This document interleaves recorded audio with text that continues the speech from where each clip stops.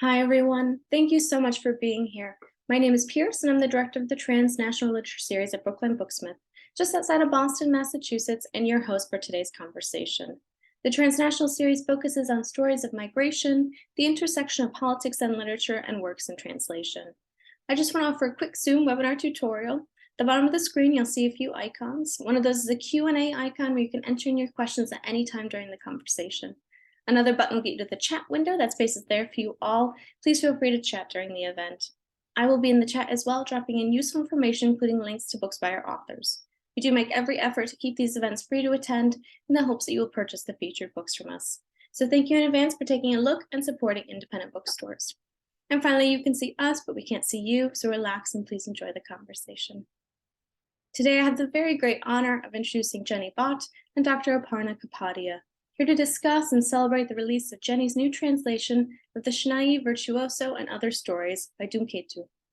Jenny Bhatt is a writer, literary translator, and book critic.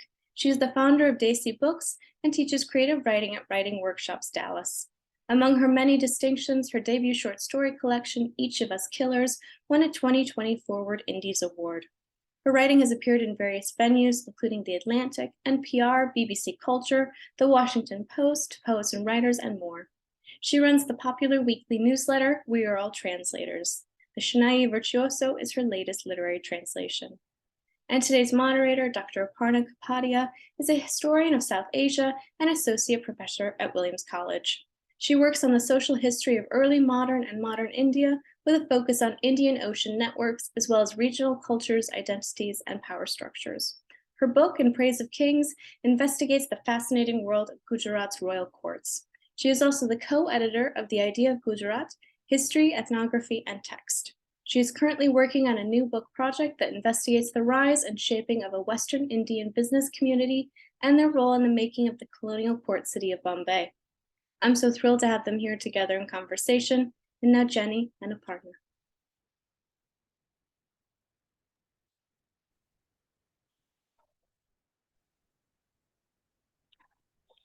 Hi, everyone. Thank you so much, Piers, for hosting us at Transnational Brookline Booksmith. And thank you, Aparna, for joining me for this. And thank you, everybody who's joined in on this Saturday morning or evening, wherever you are. And we hope this will be a fun conversation for you. Yeah, thank you, Jenny. It's really great to be in this conversation, and particularly thank you to Pierce for at the Transnational Literature Series to organize this, because it's very rare that we get to have a chance to talk about a subject that's very dear to your heart and mine, which is the history of Gujarati literature and Gujarati literature itself. Yeah.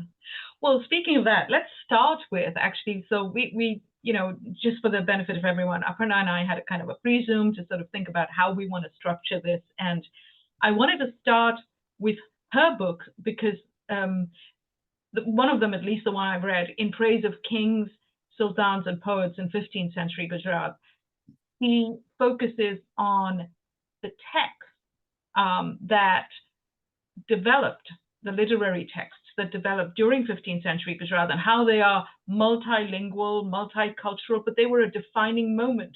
Because for those of us who know Gujarati literature a little bit, we know that there was this early period with the Jain poets and monks writing their works, which was Sanskrit and Prakrit. Then we know that there was this medieval period, which is the period that Aparna has written about as well, and I'll come back to that. And then we have this, modern period, which is where Dhumketu wrote. But of course, the modern period would not have existed without the medieval period. And within the medieval period, there was the pre-Mughal and then the post-Mughal. And a lot of what we know of Gujarati literature, when we think about the canon and we think about the great writers and the historians, we tend to forget the 15th century quite a bit, right? And we don't, and in fact, it was one of the most interesting ones. And so I'm going to stop there, and I'm going to let Aparna tell us why. And the reason I brought the 15th century, and Dhumketu didn't write in the 15th century, but I wanted to draw a line and talk about this history, because we've all inherited, there's a literary lineage. And I want us to not forget that. Anyways, tell us why the 15th century, Aparna, is so important.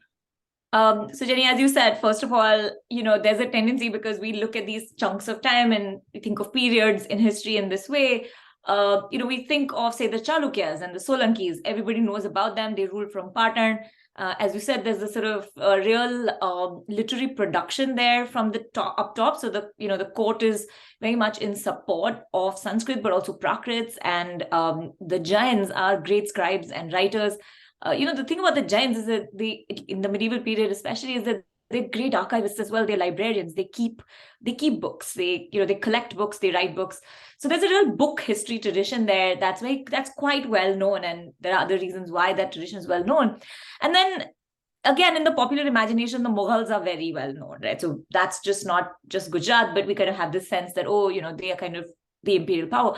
What we forget is that in the 15th century, which is kind of it's this in-between time, I talk about it in the book as really a time of transitions, where in a traditional way in which historians write about it, they'll be like, oh, nothing happened. But actually what did happen is that it's not that people stopped ruling anything or there's no government, right? So 15th century is when, particularly in North India, there are all these sultanates and kingdoms that are kind of smaller, right? So we can, for the want of a better word, we call them regional.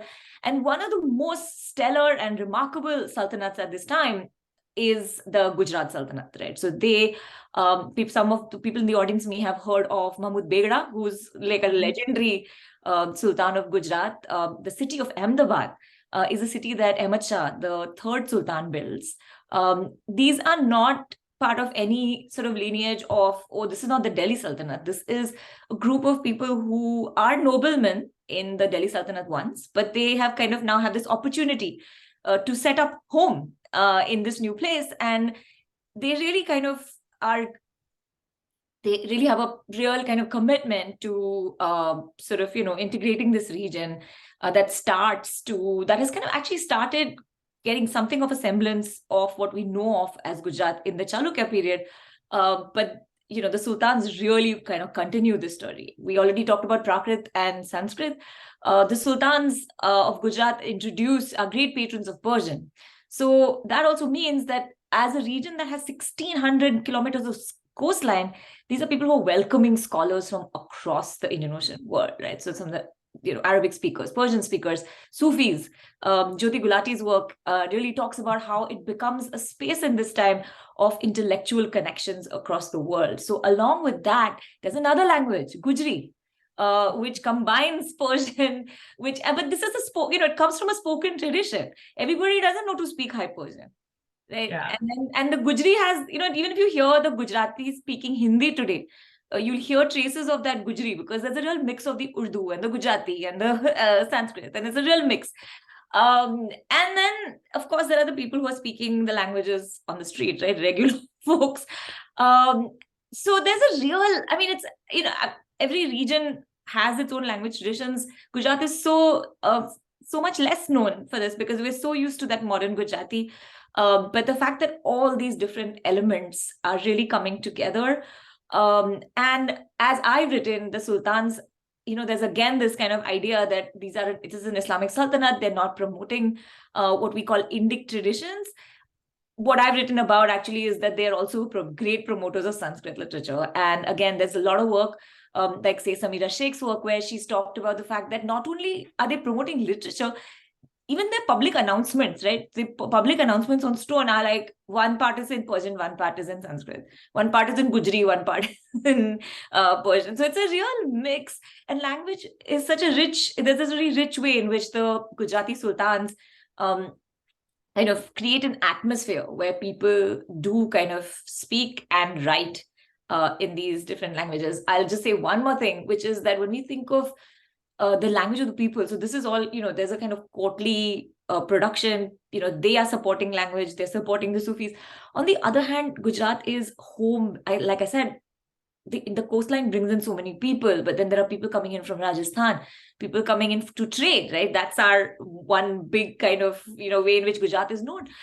They're all bringing in their languages, right? The Parsis have settled in Gujarat. They speak a certain kind of Gujarati. So Khojas have a Khojki, which they write their devotional texts. So all of this to just say that there's such a rich tradition of a language that is there. And I think that is a history that actually 19th century authors are constantly aware of, and they're constantly negotiating. So sometimes neglecting, sometimes incorporating. But that's really, it's very good. Like people who know Gujarat know this, but then like mostly in the popular imagination, we've forgotten this history. Yeah. Yeah, and I'll mention very quickly, give a shout out. I know Jyoti couldn't be here, but I actually met Jyoti online on Twitter after this event was all finalized. Otherwise, I would have invited her as well. I didn't know about her work until recently. Yeah. And so Jyoti Gulati has done some good work. And she's written a book as well on this topic. But I want to come back to your point about the many Gujarati, the many different kinds of Gujarati, right? And it is evident even in the work of somebody like Dhumketu. And there's actually a story he's written about the Sumra tribes that came from Sindh and settled in Gujarat. And it's such a beautiful story he wrote about how they came from Sindh, they settled in Gujarat, but then they were treated as outsiders and then they had to run off again. Now, I had translated this story and it never made it into the book. And the reason is it was my mistake, didn't get to the editor on time. And then it ended up getting published at Asymptote Journal. So it's not in the book, but it's out there. And Dhumketu did have quite a few stories about that. I want to come back to what you said about how, the focus generally, whenever we talk about the literary history of Gujarat, we end up talking about the Chalukya Yug, the Solankis, the Baghelas and Solankis, and then we talk about the post-Mughal or whatever, and then there's the colonial era, and you've written about Forbes. I'll come back to that. But what's interesting to me is that even the writers like the canonical writers like K.M. Munshi and Dhumketu, who wrote historical novels about the Chalukya Yug, that point you just made about the multiple Gujaratis and all the loan words, the Persian, Arabic, what's fascinating, because they very much ignored, or they very much, because they were and we'll talk a bit about this, why they did that. They were not doing it out of willfulness. There was this period pre-independence where they were doing state building and identity formation, as you've said in your book as well.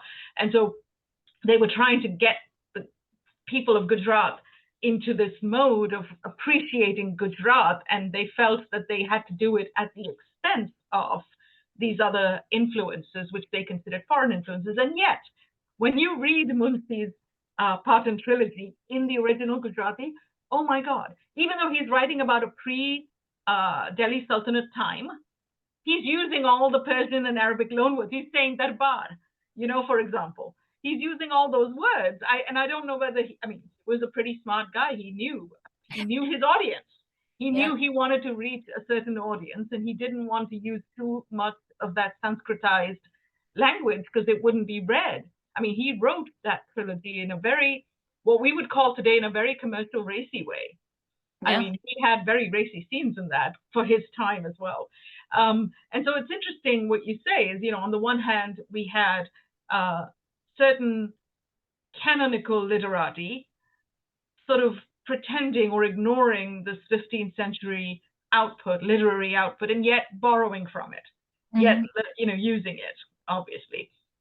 So I thought that was very interesting. And Dhumketu, again, he does use it, but again, the communication with a wider audience, you just kind of end up using the language that you use, right? Like the oral language in some sense, and something that kind of relates. One of my favorite Gujarati words is abo hawa, which really comes from the Farsi, right? Ab o hawa. So like, so it's the air and the water, basically atmosphere.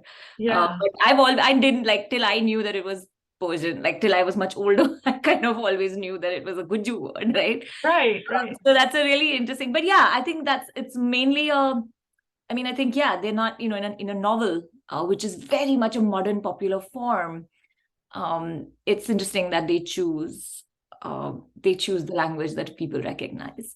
Right. I think Dhumketu, so his language is very much also, and this is where I began to see the connection. What happened for me, and the reason I even discovered Aparna's work, was as I was digging deeper into Dhumketu and I was trying to understand him as a writer, and I read his memoirs.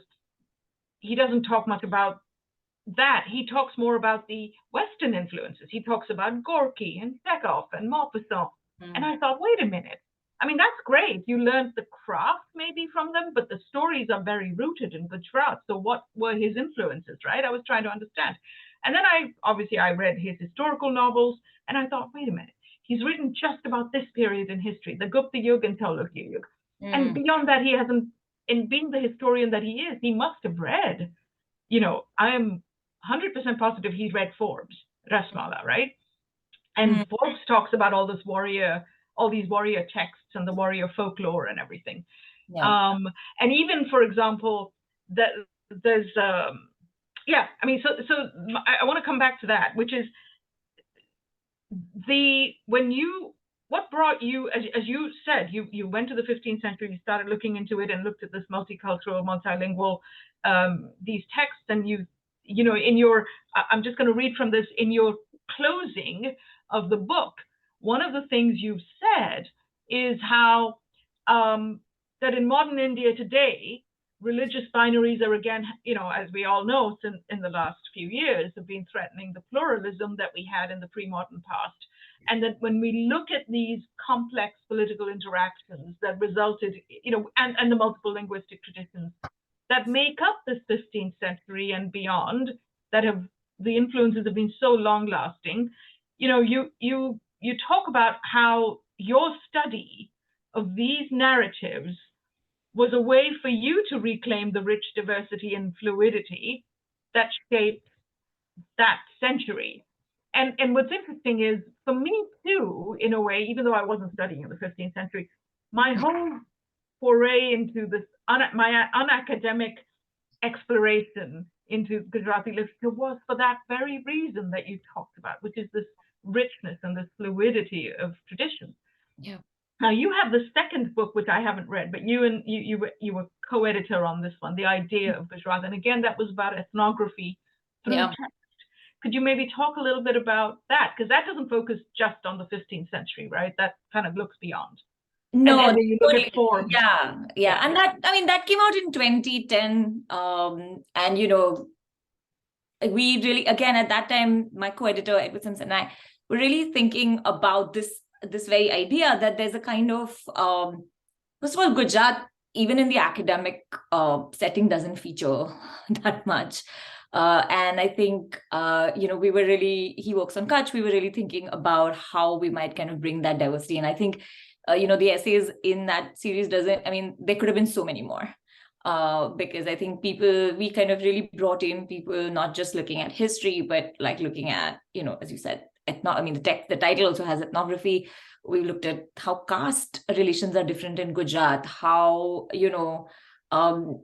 just this, even religious traditions. So again, Samira Sheikh has an excellent essay on the goddess traditions, which get forgotten because, again, we are kind of focused on the Vaishnava and the Jain traditions that are kind of known in Gujarat, but there's a whole whole goddess tradition, especially in among the Kathiawad and the Rajput regions. So that was, again, that sort of real idea to fill that gap where people are just not as aware of the diversity that is Gujarat. But that is also the moment when I wrote about Forbes in that book, and then it sort of followed through because as I was writing about Rajputs, right, like I was, the Rajputs are very much interacting with the sultans, and of course there's confrontation, but there's also a kind of taking of each other's culture, and especially the sultans are kind of realizing that Rajput warrior values are kind of interesting, let's kind of adapt them for our kingship. But I realized that the colonial writers, administrators, who were also often historians, were very taken up by that idea. That's what they had in front of them. By the time they get there, what they are coming across is the oral traditions of the Charans, who are very much the kind of working with the Rajputs to kind of promote their kingship, their courts and so forth. So it was this kind of jump, but I felt like it was really needed for me to kind of think about the fact that the 15th century kind of lives on. But I think going back to that point of multiplicity in Gujarat, I think both linguistic, of course, is really rich, but I think that book the idea of Gujarat book, which I think is now not in print. I couldn't find it. Yeah, no, I found an abstract of it, so I know what. No, it's unfortunately not in print, and I really wish somebody would do something to update that, because I think still there's so much, I mean, just think about a region where Gandhi, Jinnah, Sardar Patel, we have so many big figures from there who've kind of shaped the subcontinent. But even apart from that, I mean, it really remains a relevant region, and so connected to the global networks. Yeah, I think and one thing has to be there. Like it's like it can't. It's kind of written into the location. Yeah, and I think this is why I struggle whenever I talk to people. Like when I'll say, okay, I've translated Dhumketu, and immediately people think of the historical novels he's written, which I love too, because he was actually very thorough compared to Munshi. Dhumketu was very faithful as much as he could be to the text he had available, as far as the history of what he was putting on the page. Whereas P.M. Munshi, he took lots of liberties. But I want to come back to this was a time just pre-independence. We had the colonial rulers, the British, and Forbes comes along, Alexander Kinloch Forbes, who was a Scottish guy, and he's so taken by Gujarat, and he travels around with the Charans and the Bhatts and all the traveling minstrels, if you like, which was a fading by that time because of industrialization. It was already a fading profession, right? These wandering people who told stories through oral traditions. And there were two people that I know of that you've written about who did a lot of work to bring those Gujarati oral traditions into written form so that they wouldn't be lost. One was Forbes himself, who became an honorary Gujarati, really, by doing what he did. And one was Meghani, Jhaverchand Meghani. And we have these two figures who've done all this work, and you've written about both of them. And yet, some of their work gets forgotten. Like Meghani, I'm translating him now. I finally was able to convince a publisher that we need to have these works out in the world. So I'm translating, from Saurashtra and Rasa. That's my next project. But tell us, because you've written about him, and again, that was a beautiful essay that you wrote that I was able to read. And tell us about these two folks who also brought the warrior past, folklore, and other literary traditions with the multiple Gujaratis, because again, it was a very specific kind of Gujarati that Meghani was bringing into the written form. So tell us maybe a little bit about those Gujaratis and those traditions. Yeah, so the 19th century, there's a little bit of a rupture, but obviously nothing is entirely ruptured. There's kind of some continuities, and Forbes, they have, by the 1800s, the British are quite well established in the early 1800s in Western India. So they've kind of conquered the Marathas. Context is always key for me. I'm a historian.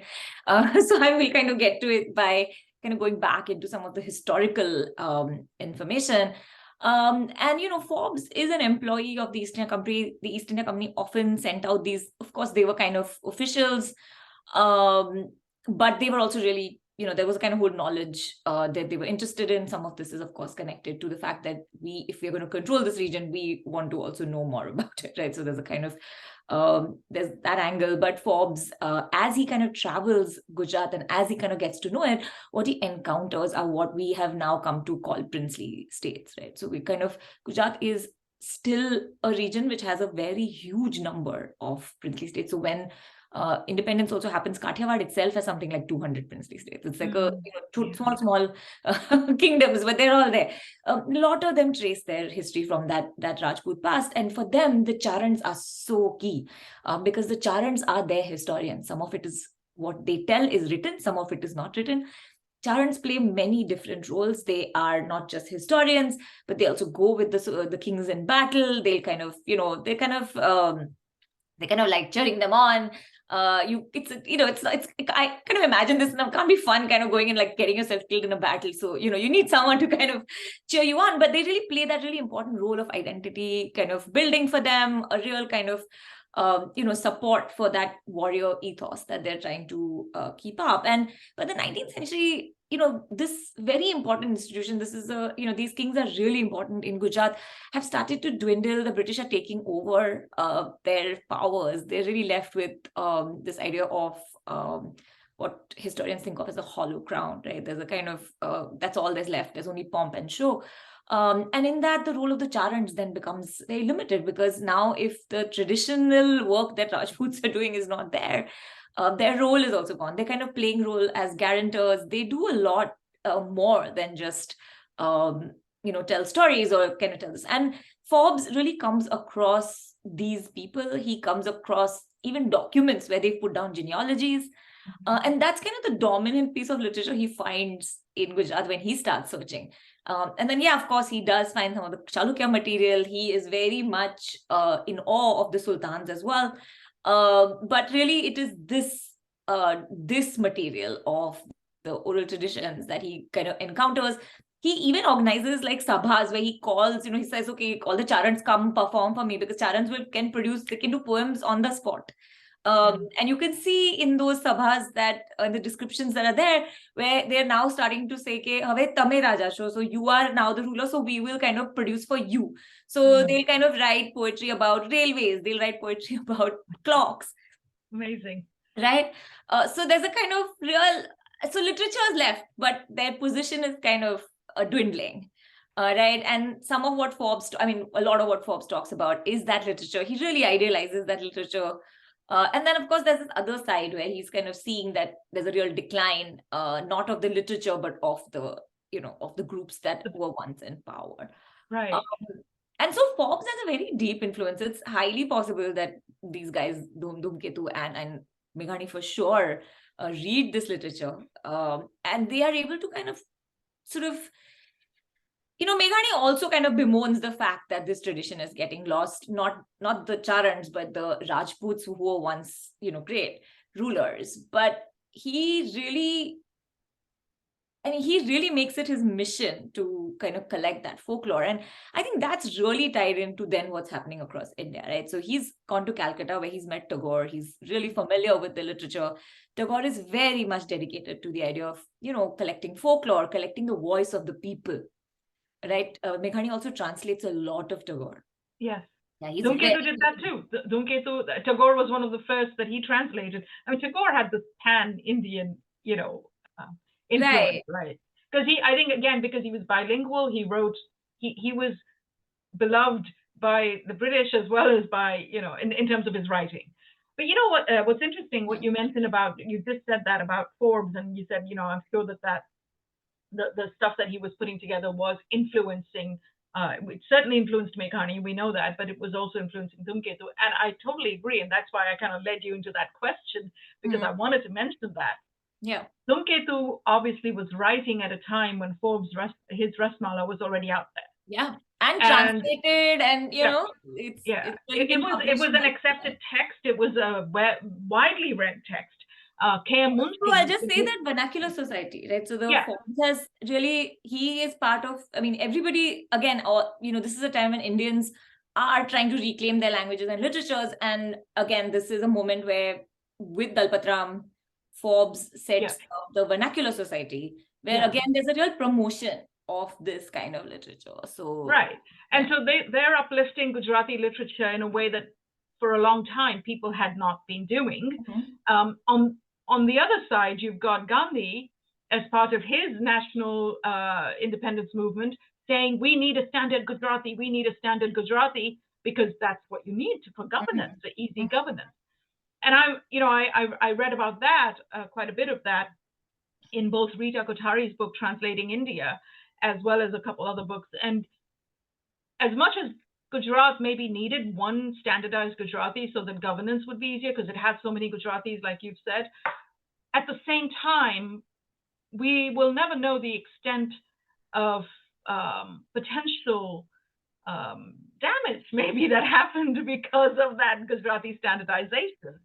And even Munshi, who was a big Gandhi supporter, wrote about it, that, we're losing some of these different Gujaratis, the Kutchi, the Sindhi, the Saurashtra, Kathiawadi, and all these different Surti, and, in literary production and literary criticism, because now people wanted to write more in the Sanskritized Gujarati, which Gandhi also did, and then you had Govardhan Ram Tripathi come along with this canonical, trilogy, Saraswati Kanth. But I want to come back to Dhumketu now, because what he tried, what I think was a very interesting experiment. Meghani was a contemporary of Dhumketu. And so Meghani was already doing what he was doing with he was going out with the Charans, the people you mentioned, the oral folklore people. And he was, they were taking him along to all these outlaw places, and the Mare people, the fishing community, the Mare community. He was going out. He's written a lot of stories about them. He's written stories about the Rajputs. And these are all actual folklore. Like you said, the Charans had written them down, and then he was putting them into words for the written form. And so Meghani is doing this, and you've got Dhumketu sitting over here. He's read Forbes.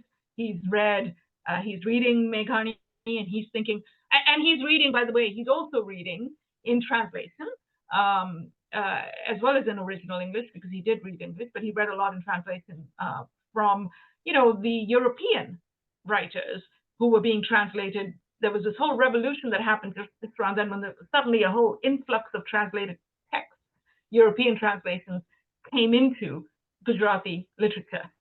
And all of a sudden, the literary criticism field flowered, and Dhumketu was a big one. He wrote a lot of literary criticism.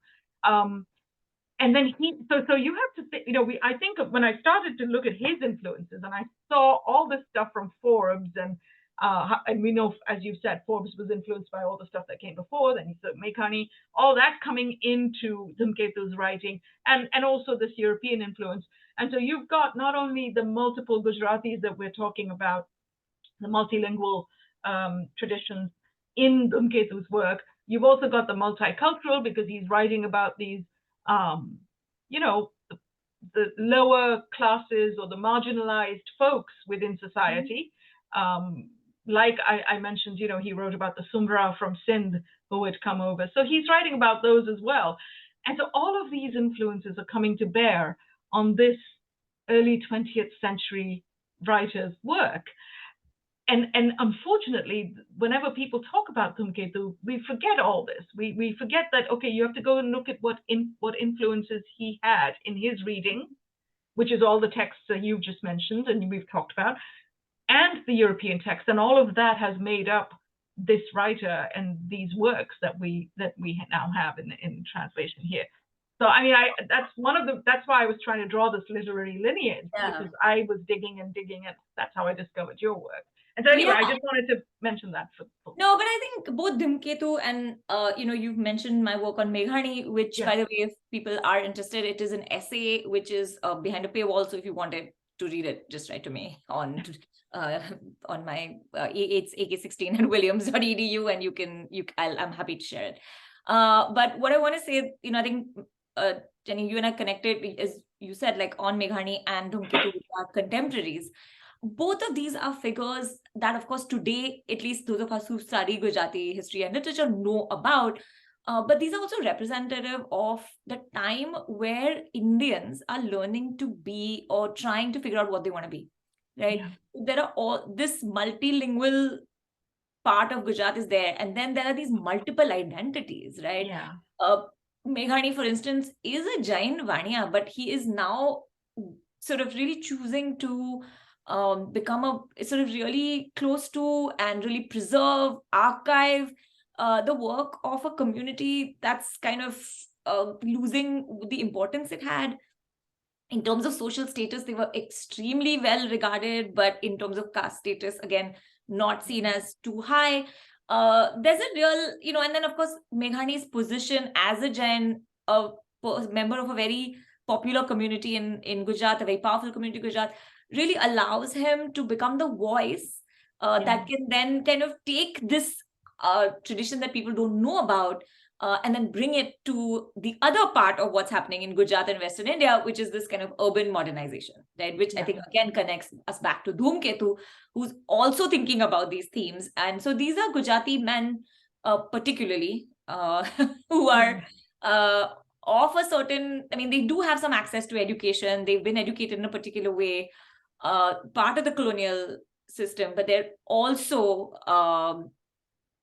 kind of trying to figure out how to be Indian in sort of trying to negotiate this multiplicity. And there's a real kind of newness to the urban modernity that's Yeah. also emerging around them. So I think there's just lots going on. There's the kind of dealing with the colonialism part of it. There's the, who are we?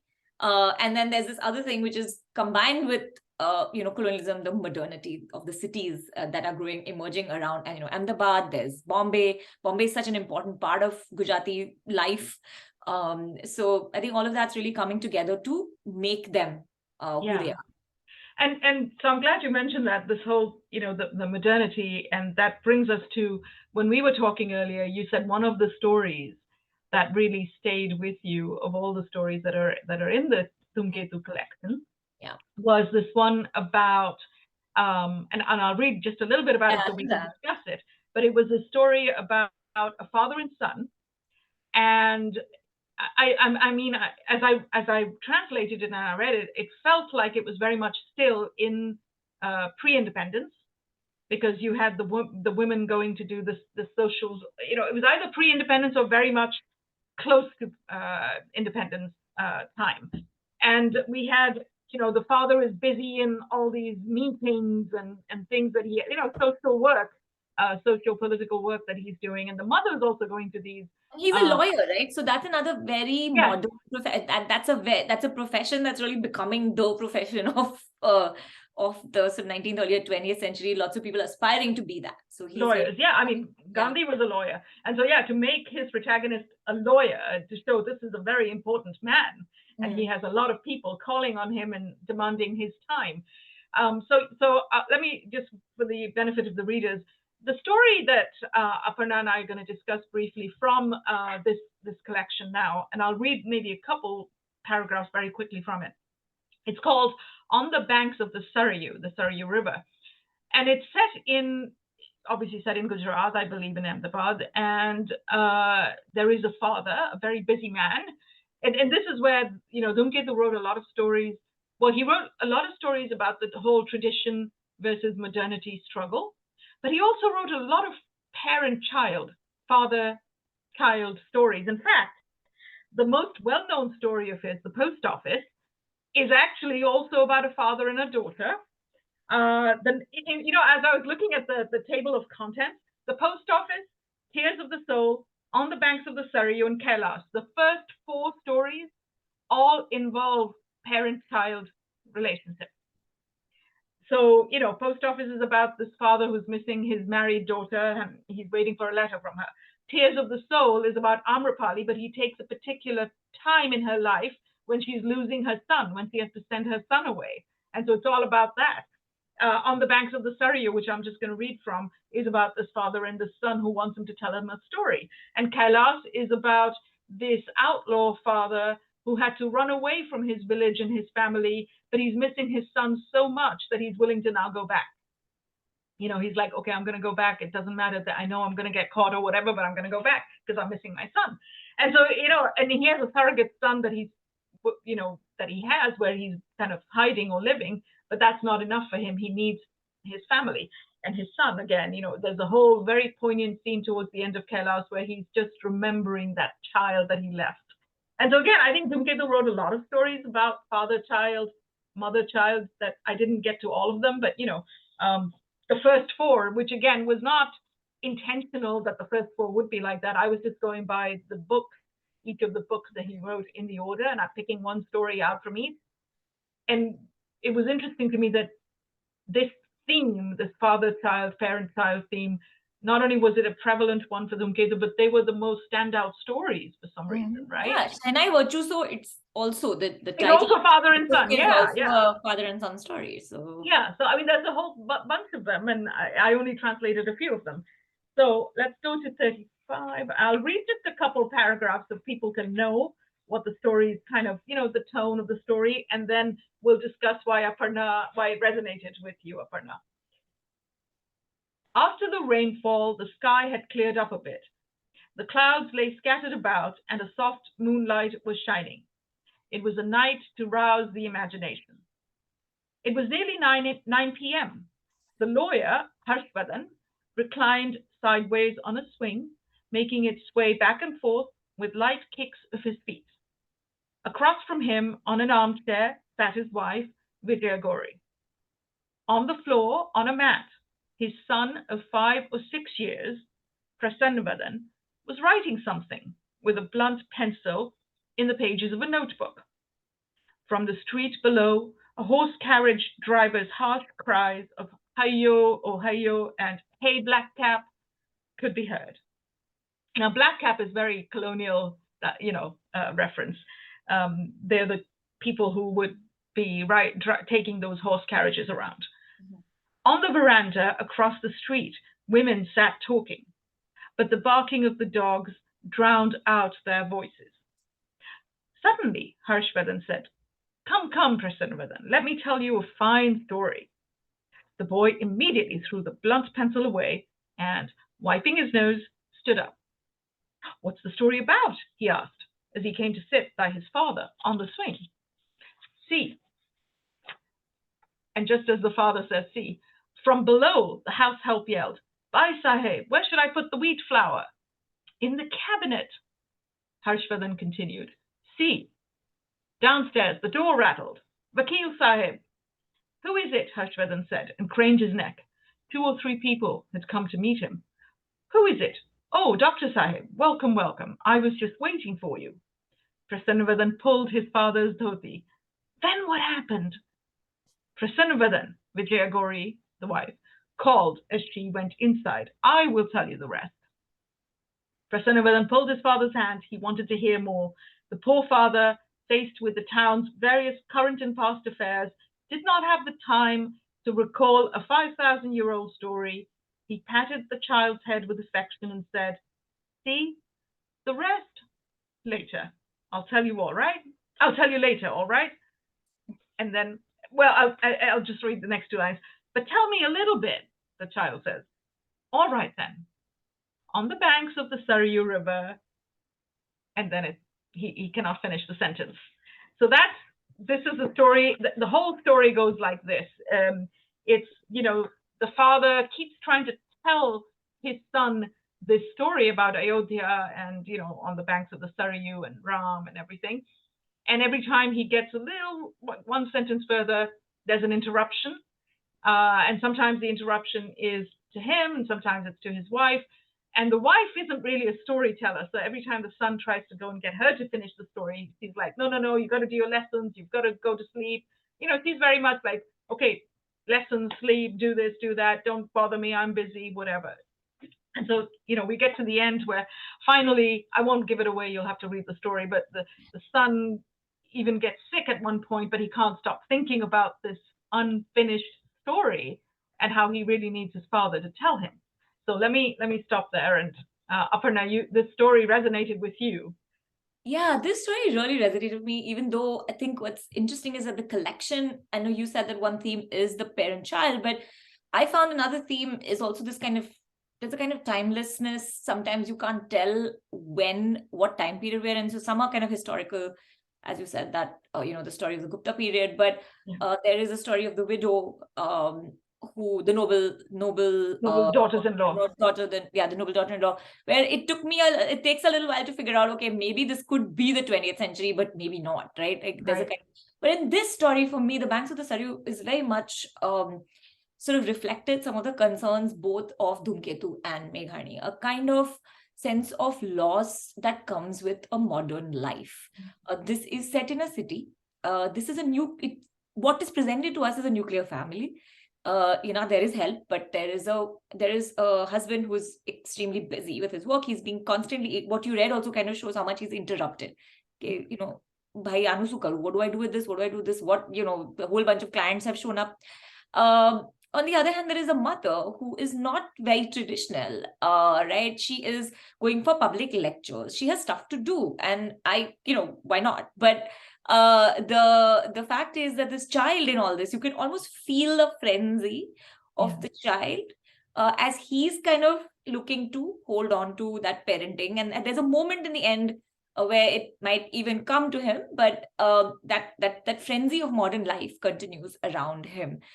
So both the mother and the father, and I didn't read in that story judgment in that sense of the woman particularly, But what I did see is a kind of, what I felt was a real sense of the loss that comes with a modern lifestyle. And I find that in Meghani's work, there's a similar kind of yearning for what is lost in a modern lifestyle. And it really reminded me, there's a part in the travel writing that I write about, Meghani's travel writing, where he says, everybody's kind of losing that sense of a fluid time, because we're going by train everywhere, and everything is timed, everything is by schedule, right? You're going to travel with itineraries.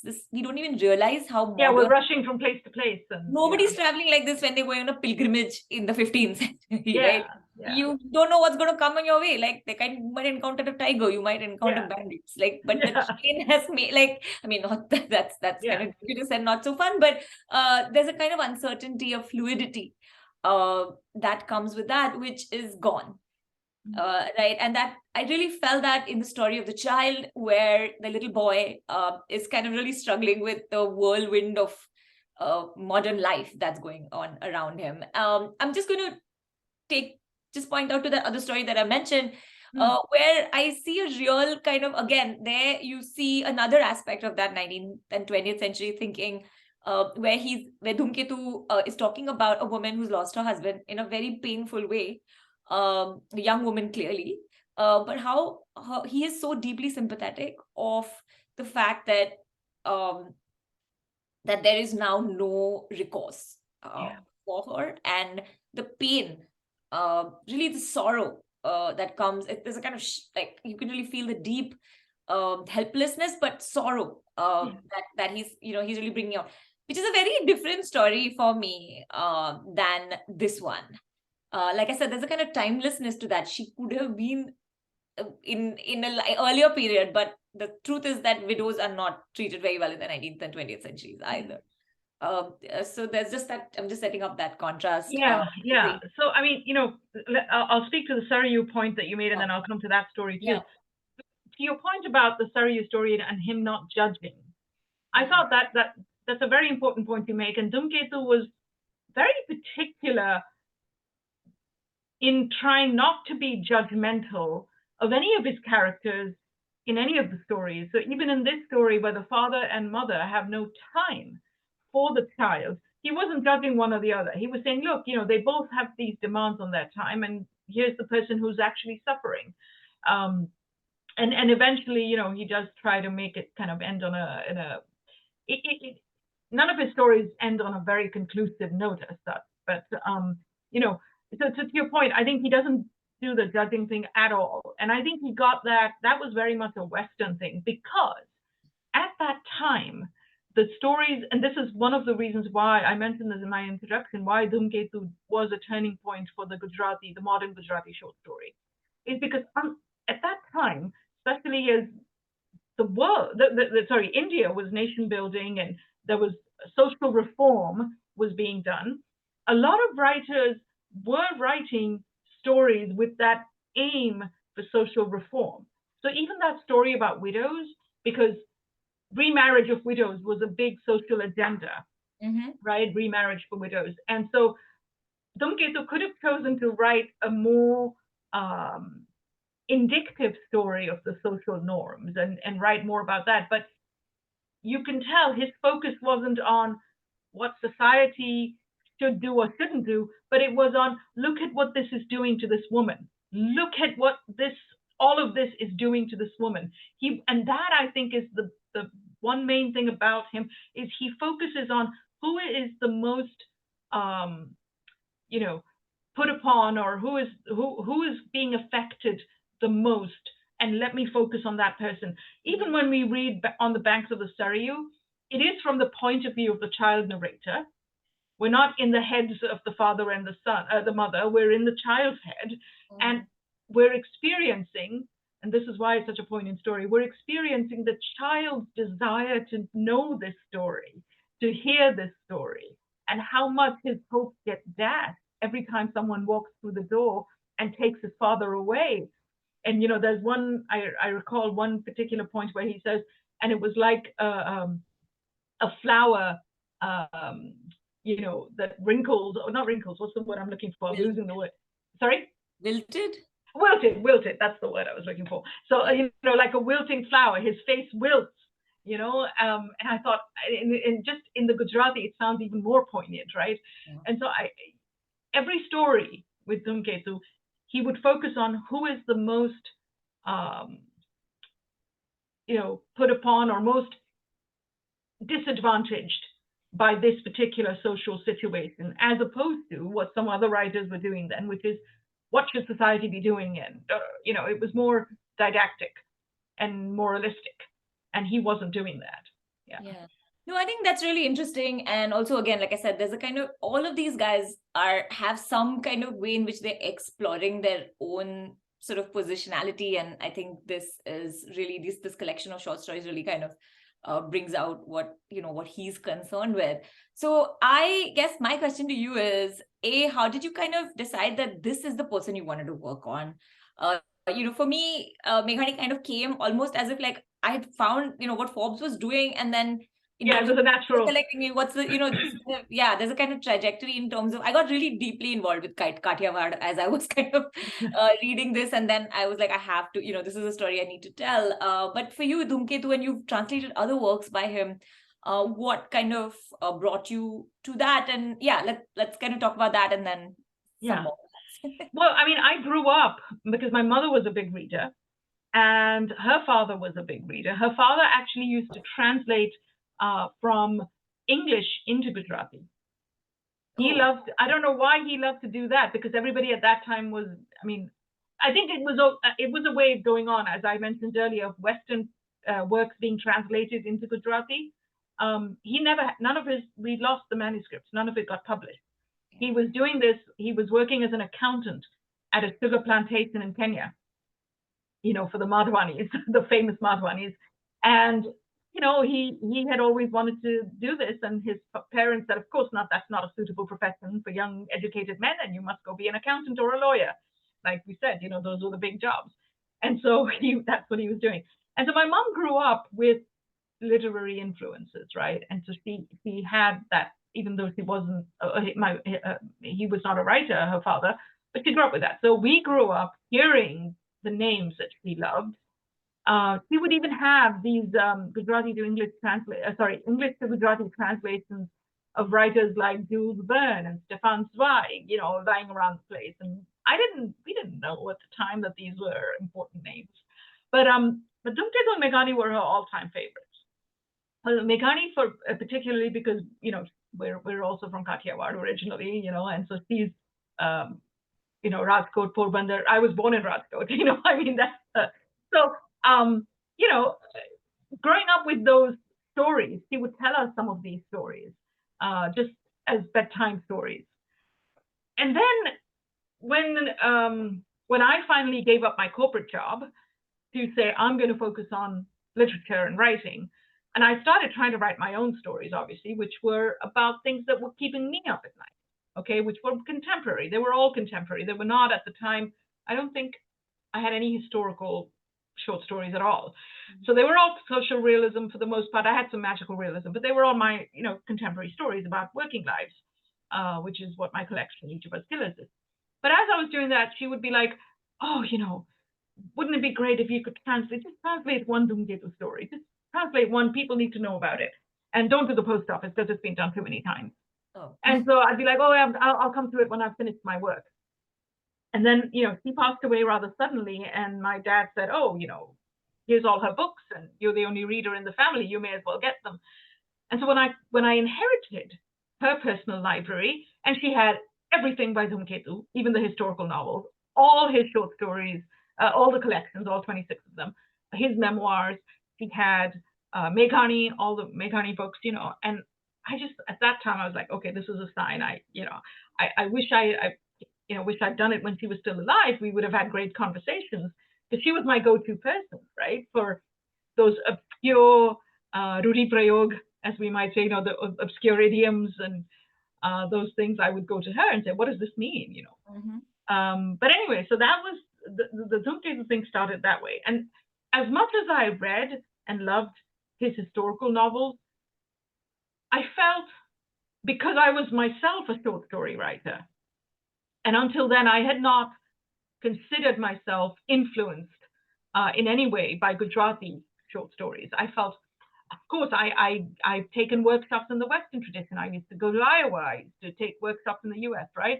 And so my short stories, of course, I'm thinking Alice Munro and Champa Lahiri, and I'm thinking those are my influences. And then when I started to read Dhumketu's short stories in the written form, I'd heard them. I was like, no. There's something here too. I don't write like Dhumketu. I don't, he was 19th century. His aesthetics are different. My aesthetics are different. Even the topics are different, right? I'm not writing about widows and parent-child relationships.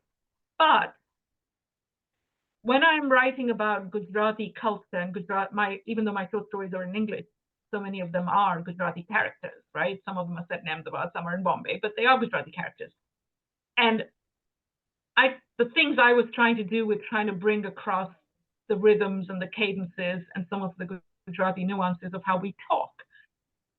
And then I'm reading some of that in Dhumketu's work. And, interestingly, I came to Dhumketu's work after I'd finished my short story collection. I was already shopping it around to agents. And then I started reading. But I was like, it was the jolts of shock and recognition. Like, these are timeless themes. Yeah. Like the story that you said, The Noble Daughters-in-Law. You can't really tell when it's set. It could be pre-colonial times or it could be colonial times. We do know it was a time when widows were very badly treated by their own families. They were turned out on the streets. And that is what happens in this story with both the daughters-in-law, in a way. The second one who knows she's going to be turned out on the streets. Anyways, so I think as I read those stories and I felt, these are timeless themes about how women are treated, the gender issues, the caste issues, the class issues, the religion issues, he covers them all. Right. And these, as we know, are still intersecting issues in Gujarati culture and Gujarati, traditions, how we live today in Gujarat. I mean, I moved back to Ahmedabad in 2014, right after Modi was elected, and the Una riots began. You can imagine what the news was like 24/7 then. Mm-hmm. So anyways, yeah, so for me, I was living through all of this after a long time, after having been away for decades, and I'm going back, and it sent me running to Dhumketu and reading, because I started reading him again in late 2017, but 2014 to 2017, I was writing my own work. And then as I was seeing what was happening in Gujarat around me, I thought I must read more Gujarati literature, see how Gujarati writers have covered it. And I began reading some contemporary ones, yes, but I wanted to go back to it was also a way of reconnecting with my mom. I could hear her voice when I was reading them. I could hear her read as if she was reading. It's a weird thing. I mean, I'm not trying to be surreal or anything. It's just that I could hear her when I was reading, and like her commentary that she would make about each story, because I know how she would think. And she'd be like, that story and such and such. So anyway, that's how I came to Dhumketu. Yeah. I think we're kind of running out a little bit of time, but I am curious, and perhaps in the Q&A, you could kind of continue this, which is that you've kind of lived outside of Gujarat, inside of Gujarat, and I think you and I have talked a lot about the fact that, there are a lot of Gujarati speakers, and there is actually a growing modern literature now. I mean, it's small, but it's growing. People are starting to translate in India, at least, and you've been doing this work. I guess I'm kind of wondering about how one might kind of think of the place of Gujarati literature today, and as somebody who is kind of engaging with it very actively, even sort of really kind of working with it in a very kind of close way. I'm kind of just curious about what we might kind of kind of leave us with in terms of thinking about its place today. Thank you. Yeah, I should write a whole essay about it. But as you rightly said, Gujarati is the 6th most spoken language in the world. It is the 3rd most spoken language in the South Asian American diaspora. Spoken. Not many of those speakers can actually read or write the language, but they do speak it. And one of the biggest things I have discovered ever since this book came out, it came out in India in 2020, and then obviously here in 2022, is so many Gujarati people coming up to me and saying, I didn't even know about all this tradition of Gujarati literature because, Gujarat is known for traders and merchants and business people. And so it's not known for its literary traditions as much. And yet, this was the reason I wanted you to be with me on this thing, because look how far back we can go with our literary traditions, and look how much richness we have with the multilingual, multicultural influences. So that was up to the 19th century, 20th century with Dhumketu. But if we look at there's like this whole body of literature that's happened since Dhumketu, clearly, and it continues.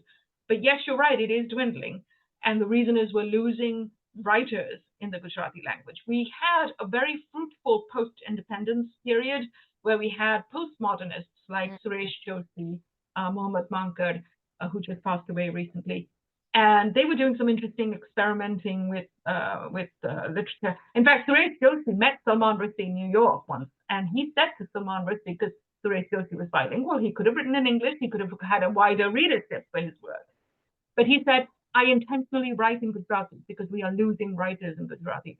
And when we lose writers in a particular language, we lose the ways of being, the ways of expressing. We lose the language. The language starts to die. When the literature starts to die, the language starts to die.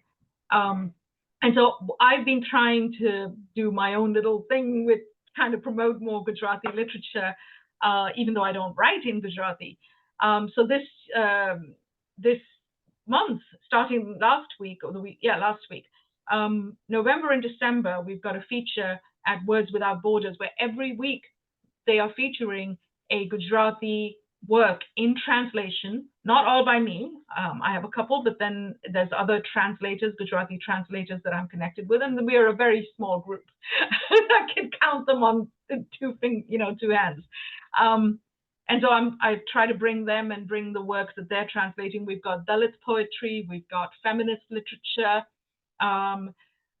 We don't have as much experimentation, unfortunately, in the present literature, as we would see in other languages and cultures. And I think we lost some of that with the demise of certain experimentalists. And also because Gujarati literature doesn't get the attention. In India, we have what we call the translation pyramid, where Bangla, Hindi, Urdu, Tamil, these are the languages that get the most attention from publishers, whether it's in translation or otherwise, because they have more bilingual translators. There are so many Bangla to English translators, so many Hindi to English, Urdu to English. This year, the Booker International, for the first time ever, went to a South Asian novel, Hindi to English. And so Gujarati, I think we have a long way to go to bring that visibility back, to show people, look at the literary lineage, look at how far we go, look at the ancient traditions, look at how multicultural and multilingual Gujarati itself is. And that's what some of the work you're doing, I see that intersect with, what I'm doing. So there's long answer, but No, yeah. That's where we began. So this is great. I think Pierce is. Yeah. Pierce, do we want to go back to Thank you. Sorry, we went on a bit long. No, I didn't have the heart to stop you both. This is so fascinating, and there's so much to it, and there's so much I don't know. And just Mina says it very well. She says, kudos to the breadth and depth of references that Jenny has shared about Gujarati across the generations and centuries. I mean, the two of you, this could be a 10-part course. Or longer. It should be, right? Gujarati literature. Yeah, I know they do it at university. I hope one day somebody comes to that class. So we do have some questions. Some of them you've already kind of touched on.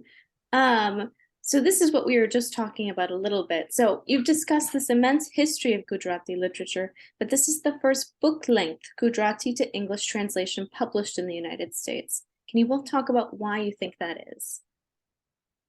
Yeah, thank you, Greg, for that question. And it is, I mentioned this in several of my talks or interviews, how despite Gujarati being the third most spoken language in the South Asian American diaspora, this is the first Gujarati to English translation. And it comes down to, I think, not having enough.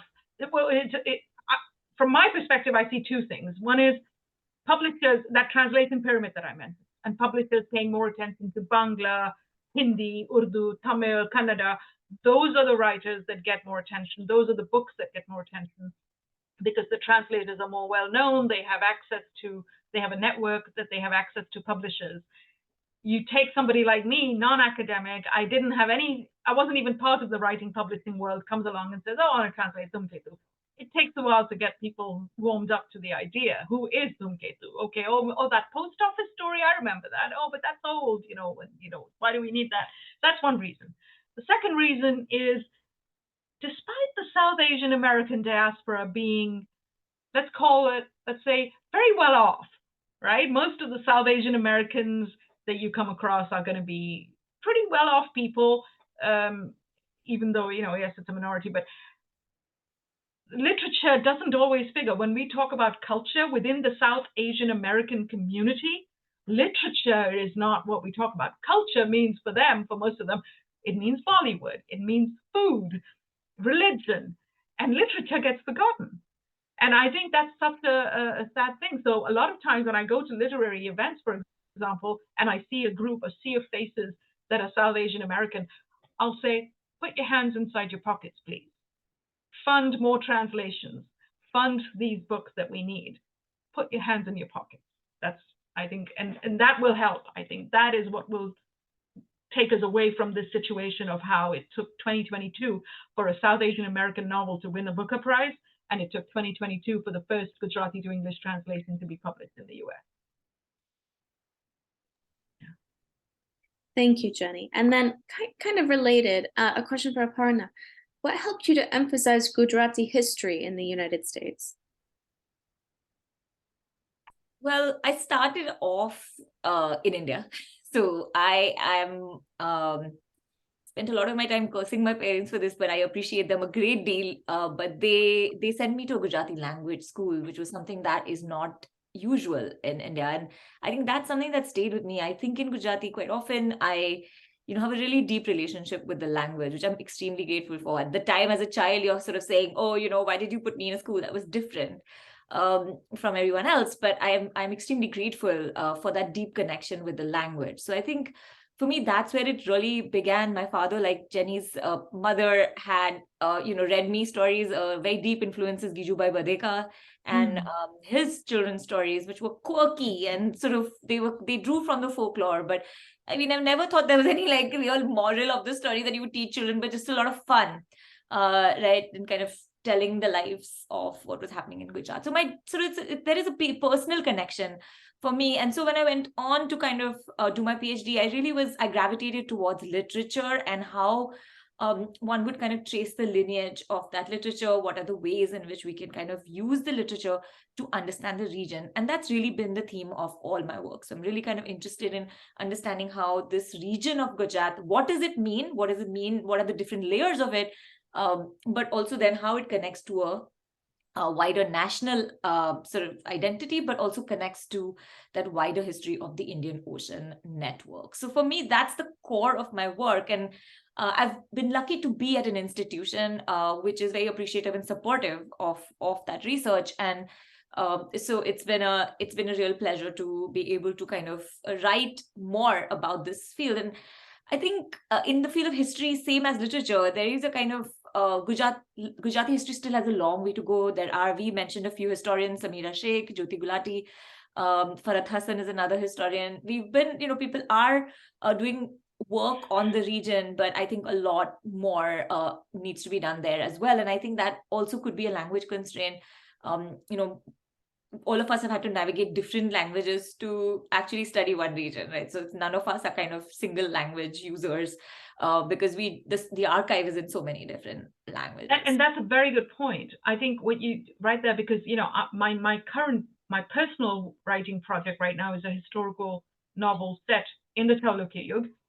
And for me, it's set at a point where I have to go and look at texts that aren't just in Gujarati. I have to look at texts that were written in Urdu, and I have to look for, because I can't read Urdu. I have to find the translation. And so you make a good point that a lot of the texts about Gujarat, historical, literary, are not necessarily in Gujarati or even in, so. Yeah. But the other thing you mentioned is about the historians. You mentioned Samira Sheikh, Jyoti Gulati. Another one I can think of is Nilima Bhatt Shukla, who's written about Narsi Mehta. But they're there. But there's a for somebody who may not be an academic and just a connoisseur or just a reader like me, the effort it requires to go and dig and find those works like yours, because it's not readily available in the public domain necessarily, or we don't know about the papers that you're writing. And one of the things I think we need to do is, because there are historians doing some amazing work on Gujarat. There's Amrita Shah, who's been writing about Ahmedabad. And I think events like these is what helps us, if writers can bring the historians and say, let's have, because of this Venn diagram of this history and literature, let's have more conversations. Let's have more of these cross-discipline conversations, right? Because that's what will bring other readers to understand that literary lineage and that historical tradition that we're drawing from, everyone. Yeah. Now, Samira writes a very similar and good question in the chat. How do you both think we can encourage the Gujarati diaspora, which doesn't read much history or literature, to support literary activities?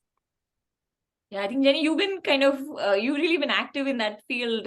Thank you, Samira. I think for me as a historian, one thing that's really been, I'm hoping, I don't know if it's actually having any effect, is to write a little bit more for a wider audience, to bring in I write sometimes for a newspaper in India called Scroll, where I try to bring in aspects of Gujarati history. I think perhaps that gives me a little hope that, a wider audience might get interested. I've had emails from people saying, oh, I didn't know about this part of my history, particularly when I've written. I don't always write about Gujarat, but I try.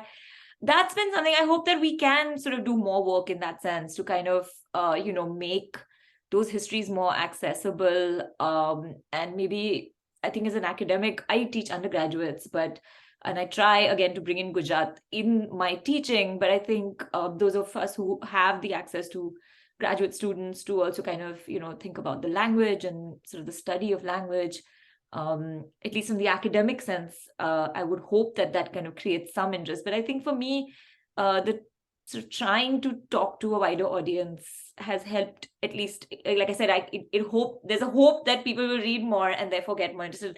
And I would imagine events like this would also make people more interested in the things we're talking about. But to your point, I see, for example, Jaipur Literary Festival. We'll invite Romila Thapar. She'll talk about, because she's a historian, William Dalrymple writes popular history about the Mughals. He comes and talks about his books. We have Ruby Lal, who writes about, also, she's a historian, she also writes about the Mughals. She comes, and we don't see, I would love to see you and Samira Sheikh and folks like that invited to literary, festivals and talking about your books. We just don't see it because people don't think about Gujarati history and literary history, and this is the problem. So we need to do more of that, because the work you're doing is there, but it's not getting that visibility. So we need to do more of that. Yeah. The questions keep coming. I'm happy to keep going if you two are, because they are excellent.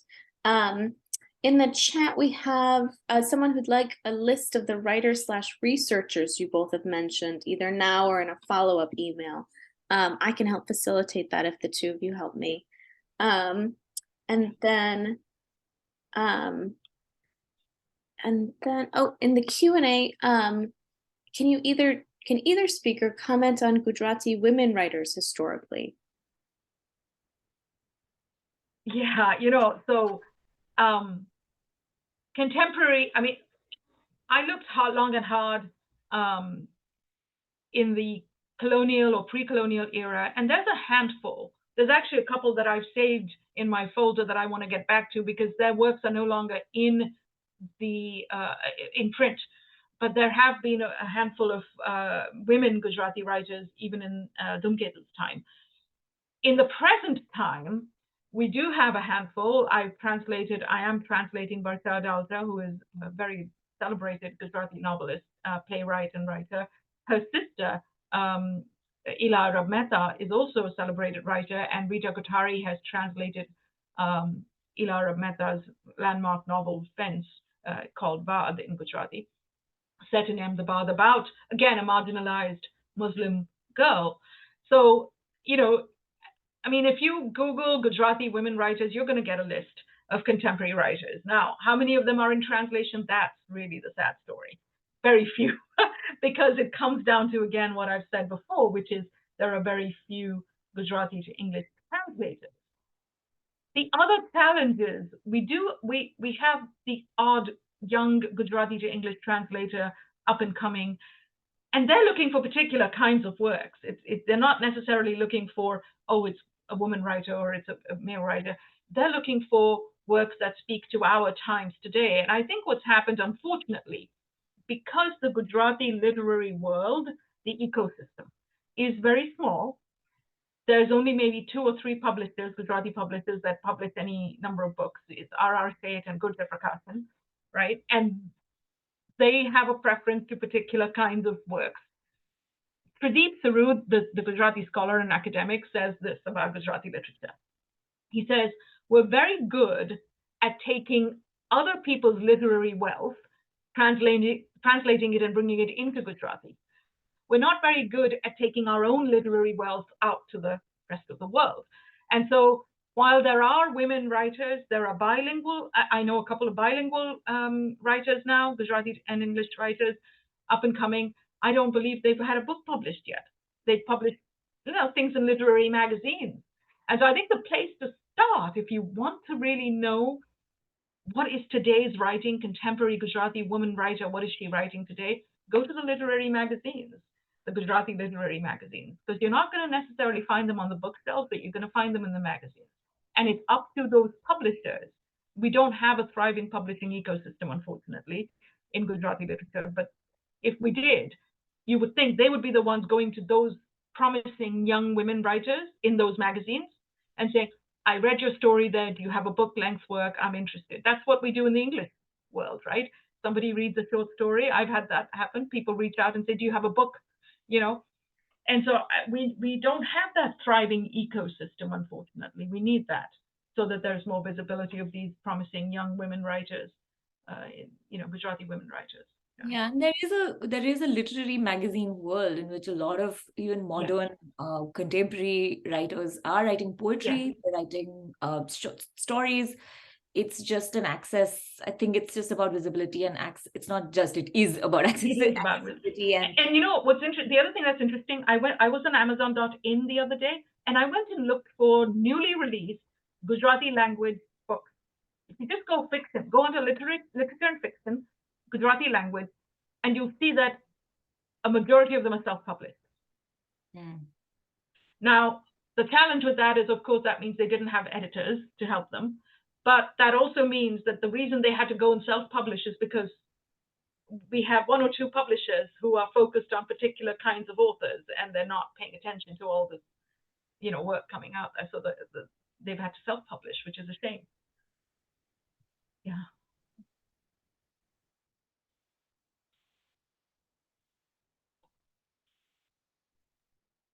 Pierce, you're muted. Oh, Pierce, you're muted. There we go. So sorry, it happens. No worries. But Sabana is following up about historical women Gujarati writers. Do you have any of those names? I do. You know what? I'm going to try and get those. I do have a couple, but again, I don't believe their works are in print. Gotcha. They're hard to get a hold of. But I did save a couple in my folder. I will try and bring them up, and I'll try and share them later. I don't have them readily in front of me, but that's absolutely okay. We will get that to you in the follow-up email. I would also add that a very easy thing to do, in addition to buying the book at your local independent bookstore, is to request it from your library. Like if you have writers that are being translated, are coming into English, or even not, many libraries have very, many languages. Request it, check it out a couple of times, show the library staff and their sort of algorithms that you're interested in this literature. It goes a long way, and it's free. Wonderful. I think unless the two of you have anything else, we will be done for the day. Excellent. Thank you so much. Thank you, Jenny. Thank you, Pierce, and thank you all for joining us this morning. Yes, thank you. This was such a lively event and so many wonderful questions and really deep engagement with the work and what the two of you are doing. I'm so grateful to everyone. So we do have the book here at Brookline Booksmith, and it's absolutely lovely. Thank you so much to Deep Vellum for publishing it. We love their work in Texas. And thank you both for joining us today. Thank you. Thank you. Thank you, Aparna. Thank you, Pierce, for hosting. And thank you, everybody who came and your great questions. Thank you. Wonderful. And goodbye, everyone.